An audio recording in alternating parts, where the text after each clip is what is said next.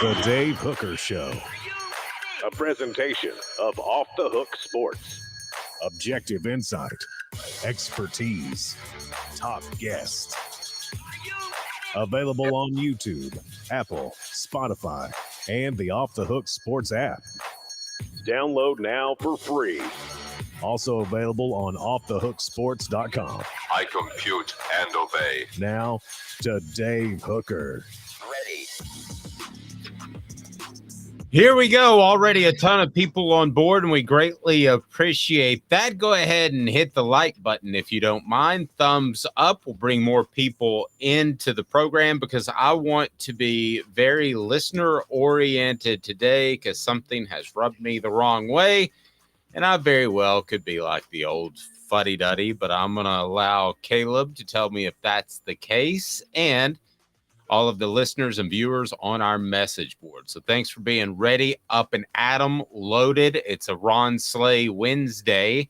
We're looking forward to that. The sleigh ride will continue into March now, and we'll be joined by him at the bottom of the hour. Also, I spoke to a former Vol who gave me some insight, a couple of them actually, as to comparisons of current NFL prospects to former Vols. So I think that'll be a great discussion. Is Josh Heupel a top 10 coach? According to one list by 247 Sports, he is NFL Combine winners and losers. If you hadn't had a chance to check out that column, it's fantastic on offthehooksports.com. Also coming up will be a baseball notebook, which will be a bi-weekly affair. That means twice a week, not every 2 weeks. I think it can mean both, Calhoun. Is that right? Bi-weekly can mean every 2 weeks or twice a week? Is that one of those words that can mean both? No, it means one or the other. I think bi-weekly is twice a week. I don't know. Yeah, because your bi-weekly pay is every 2 weeks, right? Yes, yeah. Okay. I don't even know. We're going to have 2 notebooks a week on Tennessee baseball, so go to offthehooksports.com to check that out. Caleb in his final day in the Big NYC, scouting out where Tennessee can take pictures of future NFL prospects like they did with Cedric Tillman and Hendon Hooker, and that's what he's doing. Have you found a great place yet? I'm thinking the Jerry Seinfeld Cafe. No, well, the Jerry Seinfeld Cafe, a lot of people don't know, it was in LA because it was filmed in LA. Even though it took there's one though that was based off, right, where people take pictures in front of. I believe I didn't go to that one yesterday. What I'll say is that just for those of you who are married, I think y'all need to know this. I was in New York because my wife had a company event this week, and I just tagged along. Guys, being a trophy husband is hard work. It is difficult. I was with her last night with all of her coworkers, and she just wanted to show off her hot husband, and it's difficult. Hey man, you walk the path and you walk it well. John says second to smash the button, so go ahead and smash the like button right now. Travis says good morning. Raleigh says random question. We'll get to that. And Travis says $5 spring game. Smoky Mountain Red says good morning. John says Nick Saban. Can you remind me that we need to get to that? Because Nick Saban is crying. We touched on it a little bit yesterday, and Travis calls for a rim shot. Don't know why.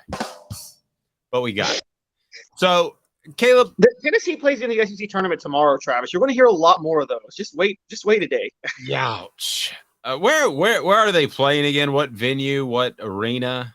Oh, I actually don't remember. Because I remember they play in the Georgia Dome, and it was so weird how they would kind of split it off, and you only used half the Georgia Dome, and so many of the seats were horrible for the poor fans. I hated it. But the biggest thing for shooters, it was always so difficult, I thought, for especially Bruce Pearl's teams at times, because they were outside shooting teams. And there you have a basket that's just hanging out in the middle of nowhere. It's just goofy when you're in that type of arena, that type of venue. It was awful. So hopefully they've gotten away from that. So a lot to get to. I want to go ahead, and I have a tendency to overreact. And I want everybody on the message board to be real honest with me. If I'm overreacting, and Caleb, you can too, I have a tendency to overreact. And there's something that is really rubbing me the wrong way. I remember I was doing a show with John Adams, and Tony Hawk, the skater, walked by coincidentally at SEC Media Days. And I said, look, there's Tony Hawk.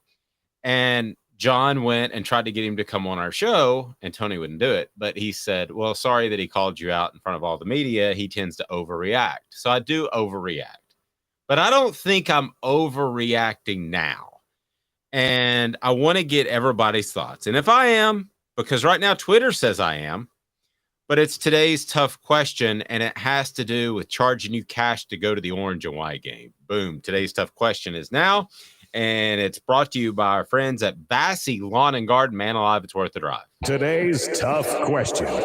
Take a side. Take a stand. The Dave Hooker Show, a presentation of offthehooksports.com. Bassey Lawn and Garden, man alive, it's worth the drive. I don't care if you're talking about industrial mowers, commercial mowers, they've got it for you in Cleveland. Come from Nashville, Knoxville, Chattanooga. Save a ton of money restocking your fleet or starting your new business. They have absolutely fantastic residential products as well, blowers, trimmers, and the whole 9 yards. Tennessee is going to charge $5 for the orange and white game. Now, I'm not a guy who goes home every day and watches 3 hours of CNN or Fox News. I'm not a guy who pretends to know everything about the economy. As a matter of fact, I passed up on an investment deal that would have yielded me about 40% in 6 weeks. So I'm not the guy to go to, but I do know that this country may be headed towards a recession. I do know that inflation is ridiculous because I feed an 18-year-old son. And our grocery bill has gone from like $150 to $300 a week. I do know that the orange and white game by design is not going to show anybody anything because that's not Josh Heupel's style, who I'm told by some people within that athletic department that by design, he doesn't show anything to anybody when the reporters are there, obviously, but he doesn't even show anything to high school coaches when they have their upcoming clinic, which will be in the middle of spring. So to have Caleb a charge to go the orange and white game really bothers me. This is not a manufactured step up on the soapbox thing. It just bothers me. Tennessee had a heck of a season. Okay. But we're talking about a Florida comeback and an Alabama field goal made, and it was just a good season. But suddenly they're charging for the orange and white game when I think you should still be bringing fans in. I mentioned my 18-year-old son. Okay, so he doesn't know Tennessee football to be anything good. He doesn't remember back 13 years ago, and he certainly doesn't remember back to the mid-2000s or late 90s. This is a chance to continue to bring people in. This is a chance to make the orange and white game a spectacle. Have 100,000 people in there because it's free and make that big push, just like Alabama did. It was after, I believe, their first championship game. They had people in the concourses. They had well over 92,000, which I believe they seat. You could do that at Neyland Stadium, and it would be a fantastic event that would get you pub. Instead, you're going to charge $5, probably have, 60,000 people. That's, $300,000? Whoopity-doo-dah. That's nothing compared to what Tennessee fans have given you back. I'm incredibly frustrated by the $5. I can afford it. I can get a credential. I'm thinking about you, the fans. Now, so far, at last check, when I posted this on Twitter, it was about 2-1 that Tennessee fans didn't mind paying for the game. What are your thoughts, Caleb? I'm with you. I think it's and I don't think it's going to be 60,000. I think 60,000 is what you usually expect on a spring game. Year in and year out. How many of those 60,000 are not going to pay the $5? I think a lot. I think it's a I think it's a blatant middle finger to fans because I'm with you. It's not going to give you that much more money. You're talking about a couple $100,000. That's chump change. You can just call a booster and say, "Could you write me $200,000 a check for that?" And they'll do it in a heartbeat. And so I don't understand what the motive. I think some of all Twitter, and I understand why, because you know me, I'm a huge fan of Danny White. I love everything he's done. I think he's the best athletic director in the country. I think they're letting their fandom, their support for Danny White cloud their judgment, so they're making some excuses for him. If Philip Fulmer and Jeremy Pruitt are doing this 2 years into Jeremy Pruitt's seasons, 2 years into Jeremy Pruitt's tenure on Rocky Top, Vol Twitter's getting mad. They're getting mad. If Dave Hart and Butch Jones are doing this in 2016, Vol Twitter's getting mad. But I Danny agree. White And right now, Caleb, it's 70% to 30%. Yes, take my money. Yes, take my money. And listen, I think Josh Heupel and this program will get to that point where it's yes, take my money. But this is too early. Travis says you're a traditional kind of guy like I am, but it's only $5. Problem is 2 years, it'll be 10 and so forth. Agreed. And you're not even seeing a real game. Smoky Mountain Red said maybe they should charge adults and not kids. I get with the cost of everything nowadays, but charges adults for sure, in my opinion. I hate seeing grown men carrying in all the stuff to get signed. Well, I'm with you there. Do they still do the fan day before the orange and white game where you're able to get stuff signed? Well, they didn't have it last year. They didn't even have a game because there was construction going on at Neyland Stadium. So I don't know. I have a philosophy. It's funny that they say that. I have a philosophy where I will never wear the jersey of a player younger than me. Like, I just never, ever will. I'm a Grizzlies fan. But even before he was getting in trouble, you were never going to see me buy a Ja Morant jersey. You can get a Ja Morant Beretta. I've been following that story thinking of you, by the way.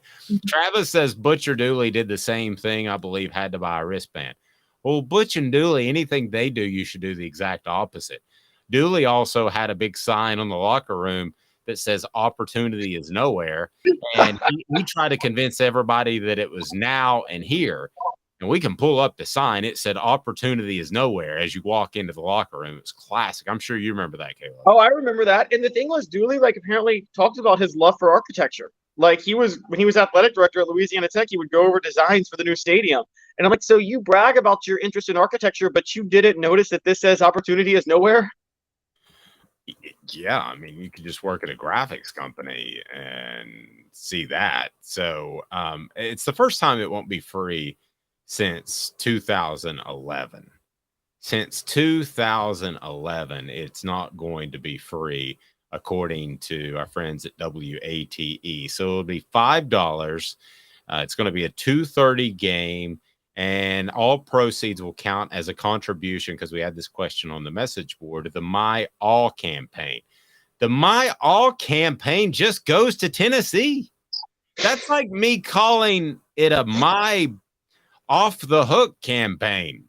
Well, it's just going to me and Caleb. I mean, we are going to, because I know that there are ways to donate to people and via YouTube videos, and I'm not going to do that. It just feels weird. But I am going to have a monthly charity, but it's not going to go to me. I mean, it's going to be like the Diabetes Association or the Coats for the Cold or something. But you make it sound like because it goes to the My All contribution fund that they're trying to raise $500 million to keep pace in the ever increasing athletic venue arms race. This may generate $300,000 at best. So they are they're less than 1/1000th of the way there with this. They got it's, oh my gosh. This kind of reminds me, I'll tell you something you weren't covering at the time, but the athletic department did about 3 years ago. Fulmer and Jeremy Pruitt, out of the blue, decided to nix the Big Orange Caravan in the summer. Just decided to nix it. I remember that. You remember that? Okay. And and their selling point was like, it's going to be a fan-centric event. We're going to send Smokey and the cheerleaders, and they're going to be able to take pictures with the fans. I'm like, fans want to talk to you guys. They don't want to talk to Smokey and the cheerleaders. That's nice, but they want to talk to you guys. Yeah, and boosters don't want to play golf with Smokey. Yeah, exactly. They don't. They don't. They want to play golf with the coach. This is getting too big for your britches. It's exactly what it is. Benjamin says, I don't mind to support $5. Think y'all are making a mountain out of a molehill. I knew some people would say that, and I'm completely cool with you saying that, Benjamin. I respect your opinion. Would he say that if we were covering a 7-5 team? Right. I don't think so. I don't think so. Benjamin says, win and you can charge, lose and no one will pay. That's how it works. True. Now, John says maybe have that money go to Children's Hospital or some other charity. Or Raleigh says go towards NIL donations. Well, they ain't hurting. Or split between the players. Yeah, I don't think you could even do that. I don't think you can get money in directly, you know. Smoky Mountain Red says go fund me. Yeah, and Smokey actually said they want to talk to me, but I'm terrible at golf. But the bottom line is just why. It could be such a positive thing that we're talking about this morning. And Benjamin, I way back in on this, okay? Because you're the one who seems to have the biggest problem with it. I can roll with that, but way back in on this. If we were talking about how this was going to the Children's Hospital or this was not a charge and it was all kids get a free concession drink or something, celebrate last year's near championship or near college football playoff run, whatever you want to call it, all of those things. We appreciate you fans for raising more money than you've raised in a millennium. Why not do that? Why not have that be the conversation? In the end, it's going to result in more money because here's what those associate ADs that are running around Tennessee, some of which have real jobs, some of which don't, but a big part of what they do is reaching out to donors. So if you had 100,000 people in the stands because it was free and it was covered by ESPN, it's, oh my gosh, Tennessee is definitely back. In case you didn't know, they had 100,000 people for the spring game. That's going to lead to more donations. I just think it's short-sighted and silly. No, I think you have a really good point. Also, the raising $500 million, the SEC TV deal with ESPN kicks in a year. Like, there's a lot of money that's about to start going to the schools. That I don't think I think we're short selling just how much money Tennessee's about to get on its own anyway. This would be like when I worked for the Knoxville News Sentinel and they were going to charge me for reporters' notebooks or pens. I mean, that would just be silly. I'm trying to think. That would be ridiculous. I'm trying to think of other examples. You work in corporate world aside from this as well. I mean, this would be like, I'm trying to think of a good example, but it just doesn't make any sense to me. Daniel says, I agree with Dave on the fact that it opens a can of worms. $5 next, $10 next, 20 for 30.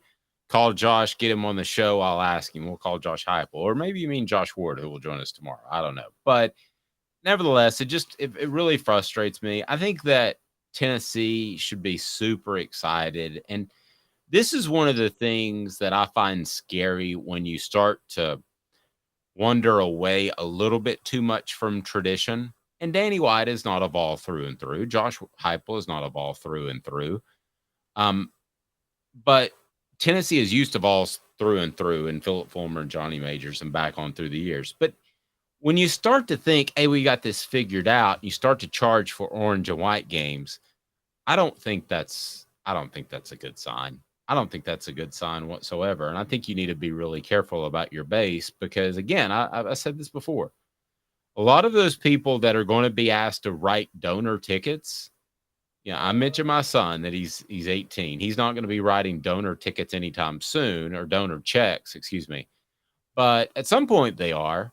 And a lot of those people may not have had good memories about Tennessee for years, may not have good memories from last year because they weren't able to afford the tickets, or they didn't have the wherewithal to know that Tennessee was going to have a special season, and who did.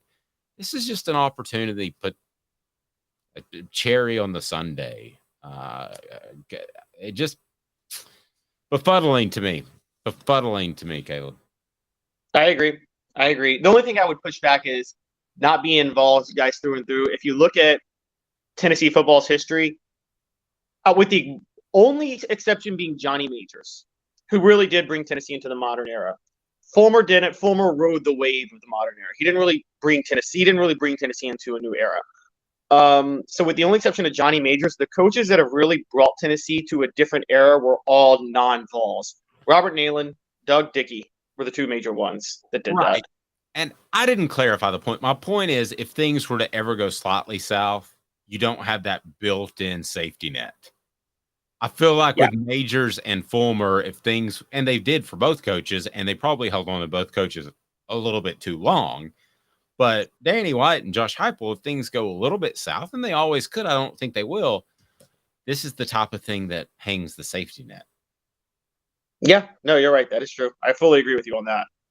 The safety net of equity.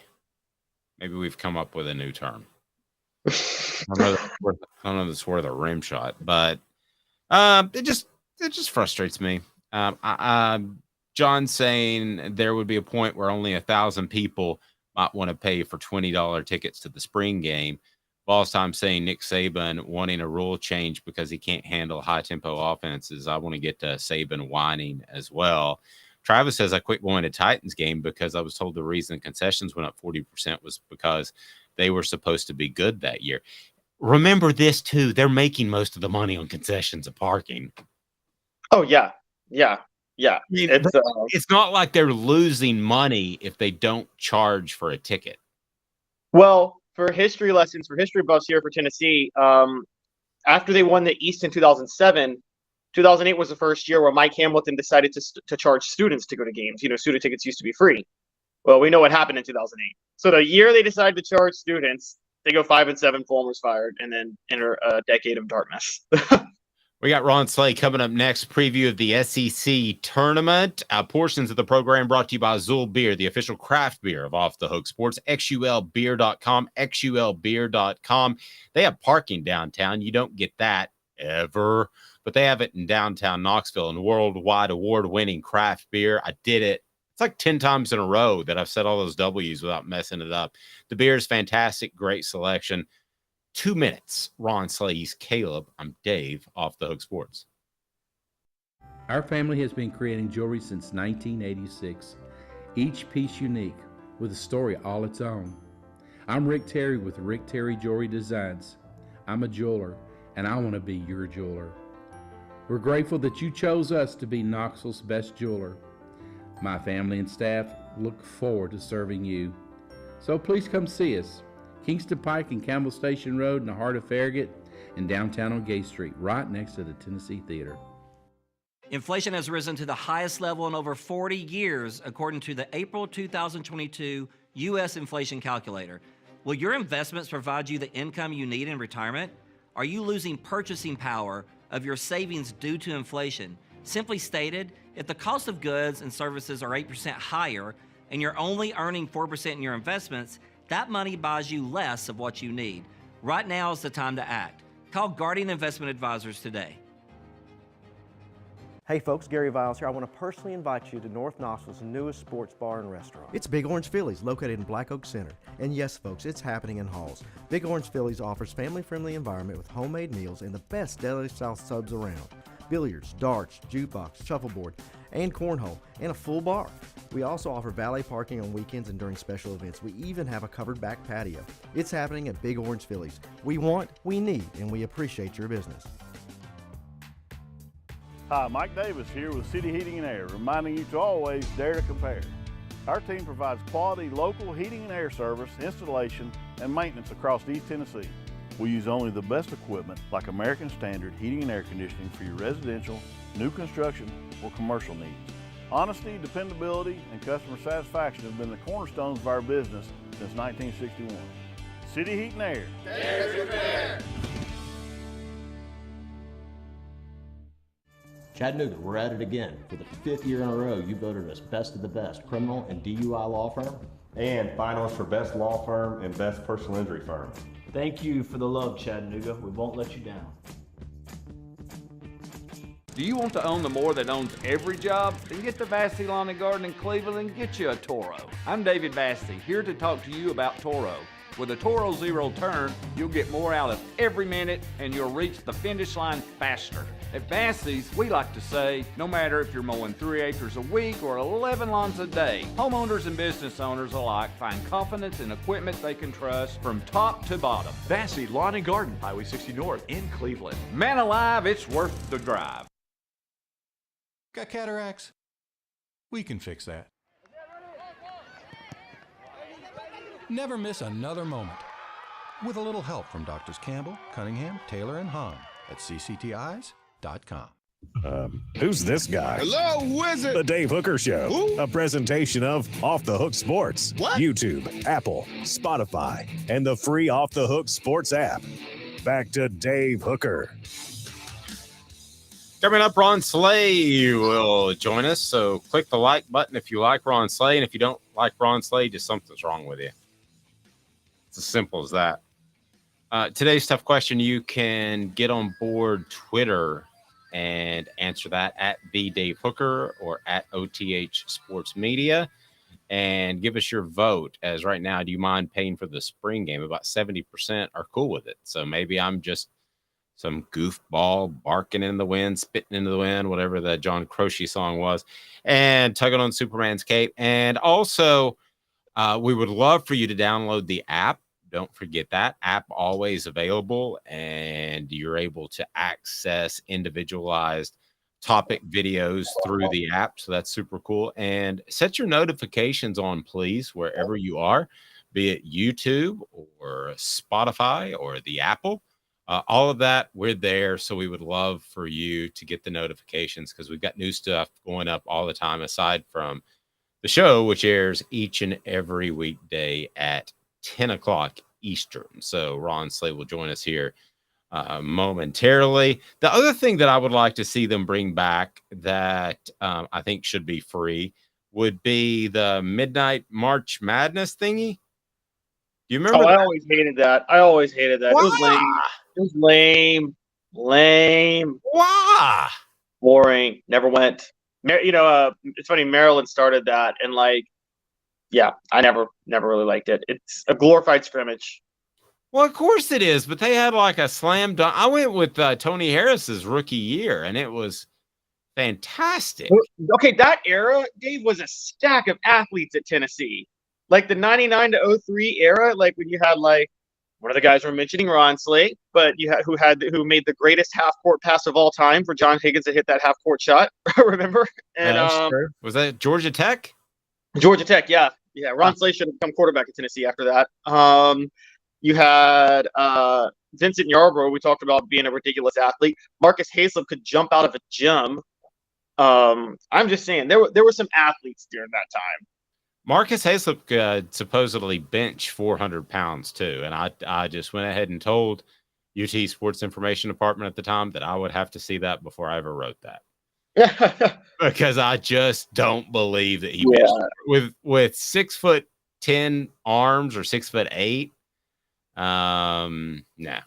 Travis. Yeah, that's rough. I mean, that's a lot of weight to get up. Yeah. What was didn't Sean Bryson have the record at Tennessee, the bench record? Wasn't he the one who wasn't he the strongest guy on the team by far during that time? Well, they're broken up. They were broken up by position, so he wouldn't have the overall record, but he might have the running backs record. I could see that. Wouldn't surprise me. And now they don't even do 1-rep maxes anymore. I've asked Cooper and Jacob about things like that, and they look at me like I'm stupid. One of the things as we wait for Ron that I want to get into is Josh Heupel was named one of the top 10 coaches in the nation. Is that too early, or well, you got Ron here, so let's go ahead and get Ron. We'll get his thoughts as he's excited and fired up. I can see him moving around in the background. Ron Slay, how are you, sir? What's up, fellas? How y'all doing? This is the busiest man in all of college basketball, so we appreciate the time. Let me get you on like an off Off basketball topic for just a second. I like it. So you've got a family. I've got a family. Maybe we want to take our family to the orange and white game. Maybe other families aren't doing as well as Ron Slay, and they've got to pay $5 a head, and they got a bunch of kids. What do you make a Tennessee charging for the orange and white game? That kind of rubbed me the wrong way, to be honest with you. Are they charging for the orange and white game? $5 for the first time since 2011. Am I just a cheap old fuddy-duddy here, Ron, or is that? It can rub you the wrong way. Dang. Yeah, that's a tough one, man. Orange and white game, yeah, that's supposed to be a freebie. That's supposed to be a freebie. Yeah, because if I can't make it to a regular season, like I'm gonna be sure to try to get to that orange and white game and get to see the guys up close. But I will say this: it's a lot of renovations supposed to be taking place. like we like our sports, man. You like the venues, the coaches like them too, the players like them too. Recruiting, like you got a baseball stadium, you got to get done. A little bit of extra put on to Neyland, some things to be. Hey, so it's the part. It's a part of it. It's there you go. There you go. Yeah, but yeah, dang. That's tough. If I'm going to be the hater here, and I'm going to be, because I'm with you guys, charging is ridiculous. If you're charging, limiting access to football fans to pay for the baseball stadium, sorry, no disrespect to the baseball team, guys, but I'm just like, I think it's more important to let fans enjoy the football team. I feel that. I just think man, you got to give some real live access. Fellas, we got to stay a little longer. We got to sign a couple extra autographs. We got to take them some extra pictures. Don't everybody just run into the locker room after thank the fans for coming. I think that's part of it too. So if you're gonna pay $5, you got to give them a little bit of an all access feel to it. That's fair. Okay, I like that. I'm cool with that. Ron, maybe they could charge the $5 bill. Ron, maybe get free popcorn. Maybe take the popcorn out. Something can happen. Right. As you pay $8 for a Coke. Ron, this SEC basketball tournament, you've been very open and honest about it. There were times where you guys weren't focused on that as much as the NCAA tournament. And that's human nature, man. That's not kids being kids. I'm 29 years old, and I would look at it the same way. But I wonder how this team will look at it, because I could make two arguments. On one side, you want to play more without Zakai Ziegler to work out that chemistry. On the other side, you want to be as fresh as humanly possible because your bench got a little shorter. What do you think? Yeah, I look at it too as with this team coming in this year, I think they got a little bit more because they are defending champs. Now, pretty much everybody came back from that SEC tournament championship. So, like, it's a little bit extra motivation when you're defending something. You know, you got something to hang your hat on. Like, as bad as it was of a season last year to get bounced from the NCAA tournament, you could look back and be like, man, well, this team won the SEC tournament. You know, that was a pretty good championship right there. So if you could hang your hat on that, I think you erase a lot of the season woes, the ups and downs, you know, at least just compete in it. So I look at it from that perspective with this group. I think it's a little bit different. I think that was the problem, man. We hadn't won in so long since Bert Bertelkamp and them. The luster of the SEC tournament wasn't really there, you know. And then you wasn't playing. You rarely were playing for your NCAA berth going into the SEC tournament thinking, man, I got to win a game. You never really walked into it like that. So it really wasn't a lot hanging in the balance for you. I think that's one way to look at it. Also, I totally understand, man, trying to get some chemistry and trying to get guys because it's different looking at the experience playing in a game than it is practice. You know, I don't care how competitive practice is going to get, how high-spirited it is, but you can't compare it to a game, especially if you got an opportunity to play on Thursday where you're kind of playing a team that's, you know, the bottom feeder in the SEC, you know what I'm saying? And you know, talent-wise, you do have a better team than them, so you can not lollygag through the game, but you can get a feel through the game and try to feel your way through it and to see who plays this spot well, who plays this well, what teams work good together, which five play better together, and test your small lineup, test your big lineup. So you can't get that in practice. You can't get that in practice because you got to tell guys to hold on. Hey, man, don't, be careful a little bit right here. If somebody's got a fast break, let them go. You ain't got to do that in the game. See, so you can't get the trial and error that you would get from a game that you would get in practice. So I think this team could look a little bit more forward to it. And then you got more seniors. You got more seniors tied into it. I think that was the thing, too, going into mine, man. We lost I was the lone senior going into my senior year. Then my junior year, I wish I could have played in them, but tore my ACL. My sophomore year, we had a good team, and we were trying to get back on track, winning and won the first game, and it was in Nashville. So the hype was there.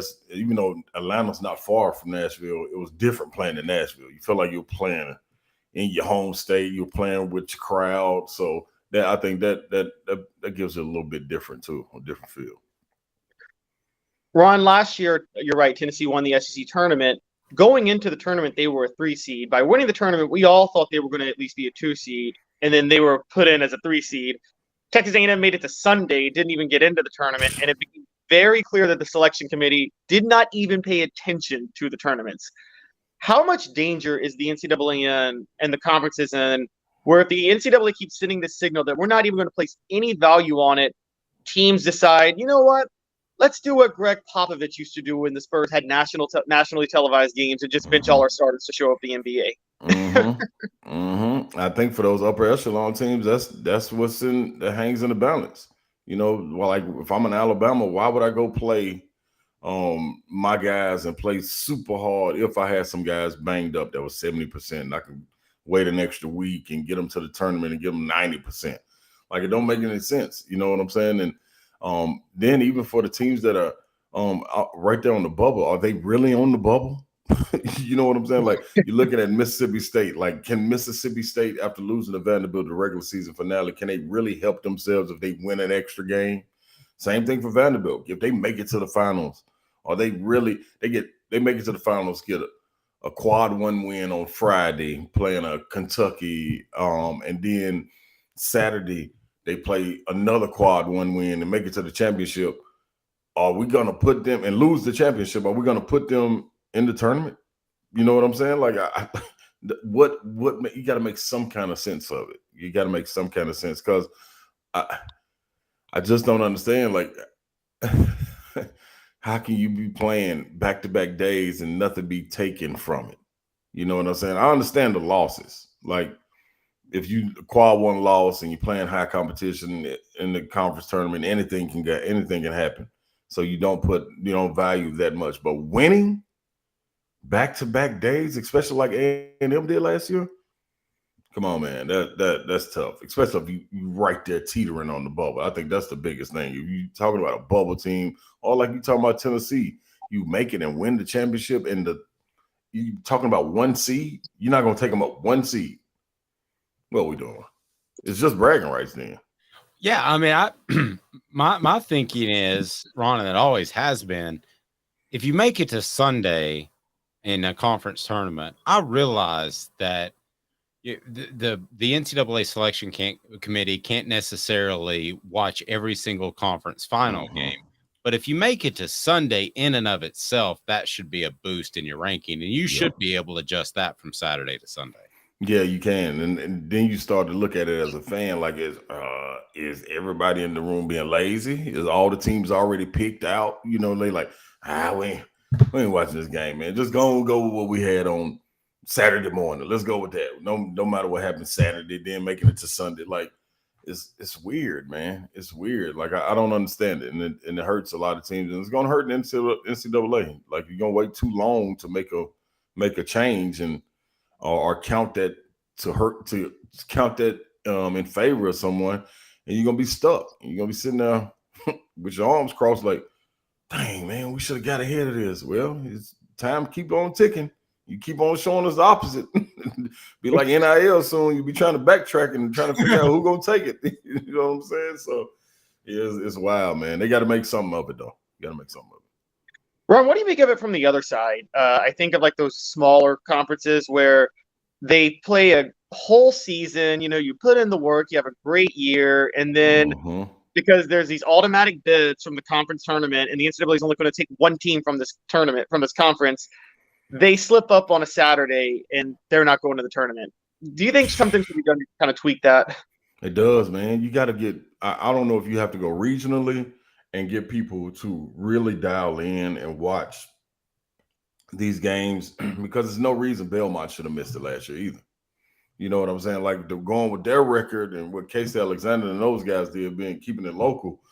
Like, man, they ran through the OVC.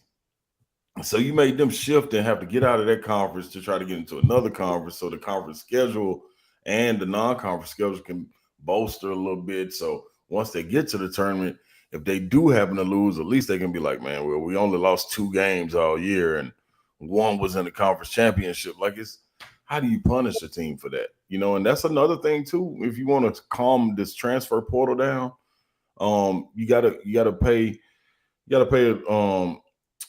little extra attention to these smaller divisions, not like the bottom of Division I, but the mid majors, man. You gotta give them a little bit of attention because the kids are gonna vote. They're gonna vote any opportunity they get to try to get to a Power 5 or somebody that gets 5 or 6 teams in. So if you're mediocre, like a Belmont team that probably last year could have played and been average in a lower Power 5 division conference, it could have got in. You know what I'm saying? With the record, like it took teams to the brink. And you got to take into account, like a lot of these big teams don't want to go and play these mid-major schools at their home. So that's a disadvantage in its own self. So it's a lot, man. It's a lot. And I feel for those teams. I feel for those schools. But, man, I wish I knew the answer to it, what to do. But it's got to – I think if it was something easier, you would separate it and put 5 guys to come together and have one voice that speaks for the committee. Once those 5 guys talk about it in the South, talk about it in the East, talk about it in the Midwest, talk about it in the West, and come together and have a voice from them because people ain't really watching them. You're not really watching them. You know what I'm saying? We're going to have 2 or 3 teams in the South that's going to get looked over every single time just because of the conference they're in. Ron Slay should be the voice of the Southeast. I don't know. They want to hear my voice too much. Yeah, Ron. Yeah, they got to put some wings at the table. I'm coming. I have all negotiations. Are you a drums or a flappers type of guy? Both. You can't miss me. Don't miss me. I ain't got time for you to be separating them. Just put them all in one basket. I'm gonna eat them all the same. Well, I'm fortunate. My son is a drums guy, and I'm a flappers guy, so we don't ever argue over wings. It's perfect. That's good. That's good. And you can leave all the ones you don't want. I can leave them right there for me. I'll get them. You could come over anytime. Hey, Danny White, Tennessee athletic director, said at one point he would be okay with expanding the NCAA tournament from 68 to 90. I'm not. Your face, for those that are listening on audio platforms, it wasn't the best face that Ron just made. Yeah. So who said that? Who said that? That was Tennessee athletic director Danny White. I love Danny White. Okay with that. I love Danny White too. That's I did too, but that doesn't mean he's my guy. But that ain't. I don't need 68 to 90. Then we get like, that's like the 3 of us could put together a team, Ron. Yeah, like that's. I mean, what we doing? How many buys are we getting? You know what I'm saying? Like, and what are we doing it for? Are we're getting more teams in? It's more money. You're expanding the tournament. It's longer. I understand it from the basketball perspective of college sports because you generate more money, and there's nothing that can compare to football. Yeah. So football, you week in and week out, you're going to have juggernauts playing and you're going to make a whole lot of money. You got to wait all the way to March Madness and conference tournaments. Really not even conference tournaments until semifinals and finals, if you're talking about not outside the Power 5. But I can see the draw, but maybe that's tough, man. Instead of extending that, I would much rather see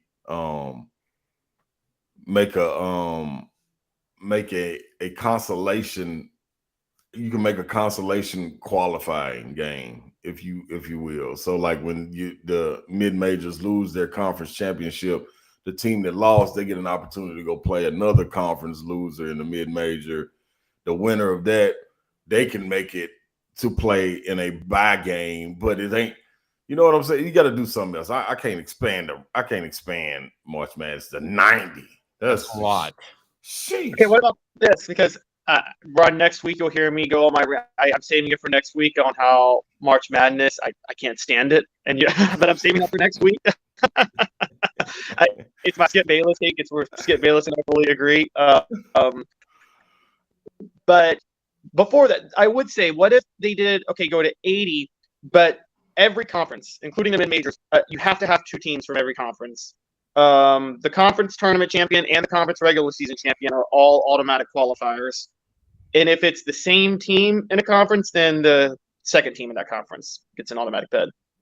Now, I'm not opposed to that. I do think it should be more love given to regular season champions, because all it takes in a conference championship is a team to get hot. And like, that's not indicative of whatever the journey of the team was that won the regular season. So I kind of feel like you get taken advantage of a little bit in that one. That ain't cool. So I'm with that. I like that. I don't know why. But if that's the case, though, why would the regular season champion have to play in the conference championship? I mean, the conference tournament. That's the only thing. If you were going to award those guys, maybe if you win. Maybe, if you go to 80, you might be playing for like a first round bye, not having to play in a play-in game. They'll value some seeding at that point. So okay. I like that much better. I like that much better than going to 90. Anything but 90. I'm completely cool with it. Like the way it's been. I don't even like the play-in games, because it's the NCAA tournament to me is nice and clean and cut. I know when the games are coming on, like the NFL. It's not, you have to check week to week in college to see when your team's playing. All this. I love March Madness. I don't know what Caleb's thinking, but I guess we'll talk about that next week. March Madness too. Oh man, I can't wait to talk about that, Caleb. We gotta have this. This is like the greatest time of the year.